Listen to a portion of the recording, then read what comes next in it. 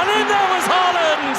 It's taken him less than half an hour to score his. লড়াইটা Vini হল্যান্ডের। দুইজনের খেলার ধরনে মিলের চেয়ে অমিলই বেশি। একজনের বল নিয়ে কারিগরি যদি শিল্পীর রং তুলিতে কোনো মোহনীয় চিত্রকর্ম হয়, আরেকজন তাহলে বল পেলে হয়ে যান বিশ্বসেরা প্রকৌশলীর তৈরি নিখুঁত একটা যন্ত্র, যিনি গোলের পর গোল করে যেতে পারেন অক্লেশে। ভিনিসিয়াস জুনিয়র ও আর্লিং হল্যান্ডের মধ্যে অবশ্য একটা বড় মিল। আজ ব্রাজিল নরওয়ে ম্যাচে দুইজনের উপরই চোখ থাকবে সবচেয়ে বেশি। এখন পর্যন্ত বিশ্বকাপে দুইজনের পারফরমেন্সই আশা দেখাচ্ছে দুই দলকে।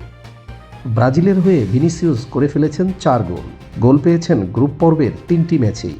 মনে করিয়ে দিয়েছেন রোমারিও, রোনালদো, রিভালদোর মতো কিংবদন্তিদের। 3 ম্যাচেই হয়েছেন ম্যাচ সেরা। নকআউটের প্রথম ম্যাচে জাপানের বিপক্ষে গোল পাননি, তবে ভীতি ঠিক ছড়িয়েছেন প্রতিপক্ষ রক্ষণে। পেয়ে যেতে পারতেন টুর্নামেন্টের অন্যতম সেরা গোলও।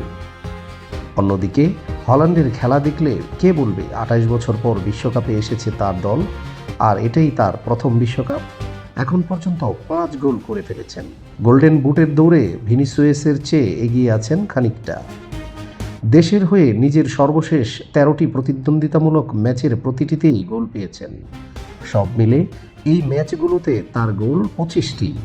হল্যান্ডের কোচ স্টানিসলাবাকেন যেমন বলেছেন, বিশ্বের সেরা স্ট্রাইকার তার দলেই খেলেন। নরওয়ে অধিনায়ক মার্টিন ওডেগার্ড মনে করিয়ে দিচ্ছেন, ওকে দলে পাওয়াটা আমাদের জন্য সৌভাগ্য। আমাদের চেষ্টা থাকবে ওকে দিয়ে যত বেশি সম্ভব গোল করানো। বোঝাই যাচ্ছে ব্রাজিলের ম্যাচে নরওয়ের কৌশলটা আজ কী হবে। কিন্তু ব্রাজিল হল্যান্ডকে নিয়ে কি ভাবছে? নরওয়ে দলে আরও অনেক ভালো খেলোয়াড় আছে। নরওয়ের 35 বছর বয়সী গোলকিপার ওরিয়ান নিলান্ডের লা লিগাম সোভিয়ার হয়ে ভিনিসিয়াসের বিপক্ষে খেলার নিয়মিত অভিজ্ঞতা আছে। তিনি অবশ্য আত্মবিশ্বাসী। আমাদের ক্ষমতা আছে যে কাউকেই থামিয়ে দেওয়ার। বোঝাই যাচ্ছে আজ রাতের ম্যাচটা ব্রাজিল নরওয়ের দ্বৈরথ যতটা, ভিনিসিয়াস হল্যান্ডের তার চেয়ে কম নয়।